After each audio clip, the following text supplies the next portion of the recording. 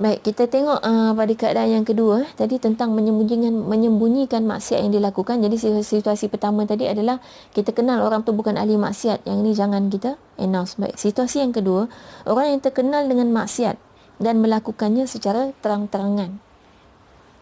Baik, mereka ialah orang yang tidak mempedulikan dosa yang dilakukan dan tidak mengendahkan apa orang kata. Dia adalah seorang yang jahat dan mengisytihar kefasikannya.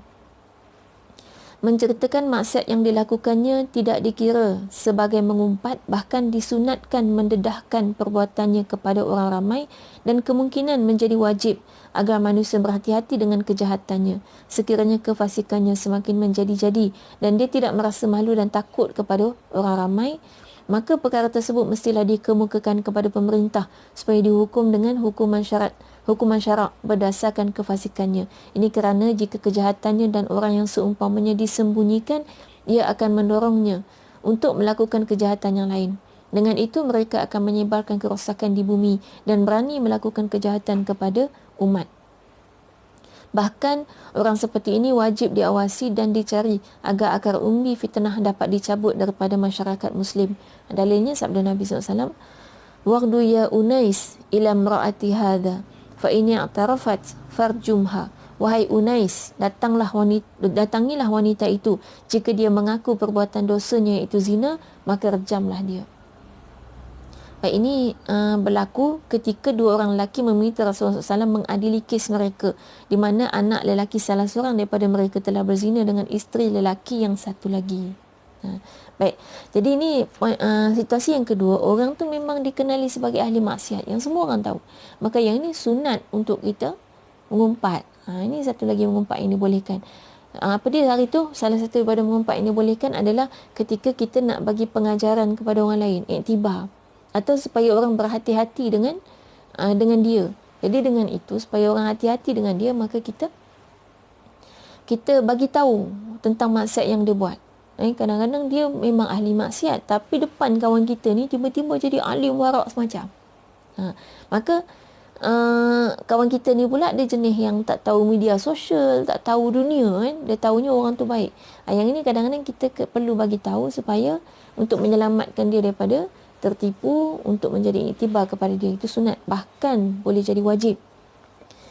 Wajib tu waktu bila? Supaya manusia berhati-hati dengan kejahatan dia. Misal dia tu ahli rompak, perompak lah. Dia memang perompak pun, kan? Cuma kawan kita tak tahu. Jadi kita bagi tahu kat kawan kita, kita mengumpat kan, kita kata dia tu perompak tu kan. Tujuannya supaya hati-hati, jangan sampai kau kena rompak pakai psycho kan, psikologi. Dah berkawan baik, percaya dengan dia, sebab dia punya cara merompak memang cara intelek lah kan. Jadi kita pun warning supaya kawan kita tu beringat. Itu wajib. Alhamdulillah, jelas. Baik. Jadi maknanya mengumpat ni, sekali lagi kita bagi tahu, tidak ada satu perkara pun dalam dunia ni yang hukumnya satu.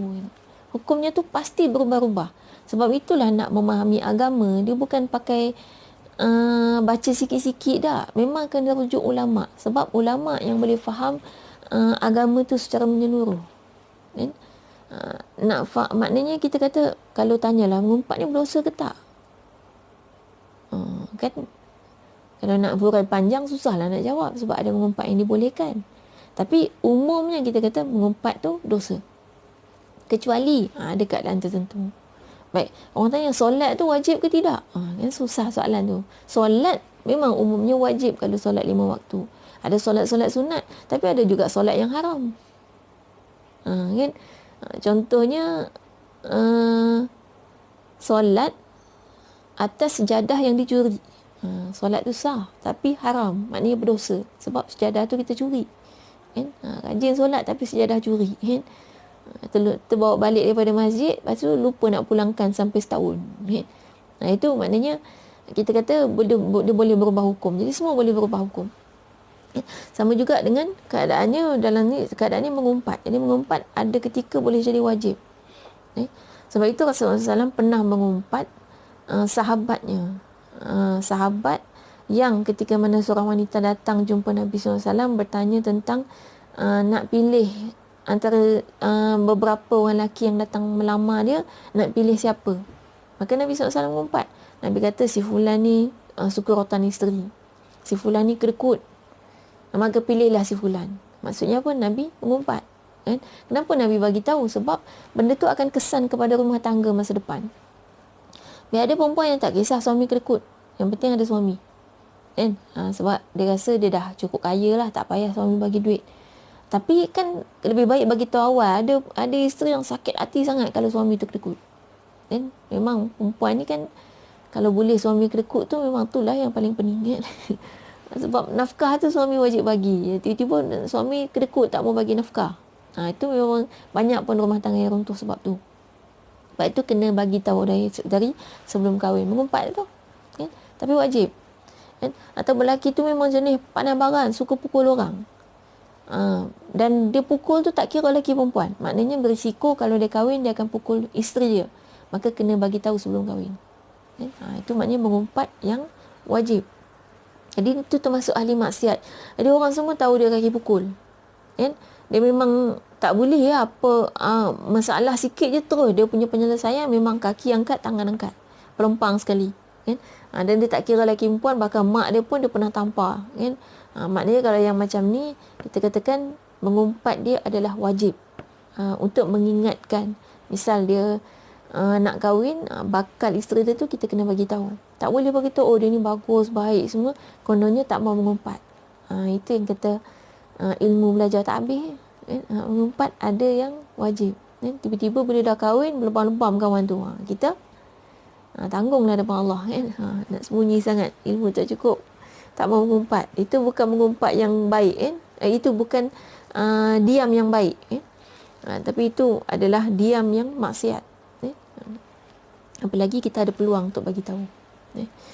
Baik, yang ke-10, tadi ada kisah daripada hadis Nabi SAW ni. Nabi bagi tahu perempuan, kan ada dua lelaki yang mengadu, kata seorang lelaki ni ngadu kata lelaki seorang lagi tu berzina dengan isteri dia. Dan Nabi tahu perempuan tu memang ahli maksiat, maknanya memang kaki zina. Maka Nabi bagi tahu suruh rejam. Maknanya dia memang bagi tahu, memang mengumpat lah, mengumpat kata perempuan tu memang kaki zina. Itu situasi mengumpat atau mendedahkan maksiat orang yang ahli maksiat. Jadi okey, dalam poin yang ke-9 ni kita boleh simpulkan, kita boleh faham bahawa mendedahkan maksiat orang ada dua situasi. Tengok kepada keadaan orang tu, adakah dia ahli maksiat atau bukan.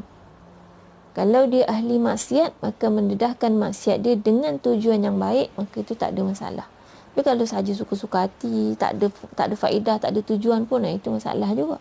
Tak ada kerja, kan? Pilihlah kerja yang lebih berfaedah, kan? Baik. Kalau dia bukan ahli maksiat, maka jangan suka-suka hati untuk mendedahkan maksiat yang dia buat. Apalagi kalau kita tengok tak sengaja dia buat, dan dia terbuat, kan?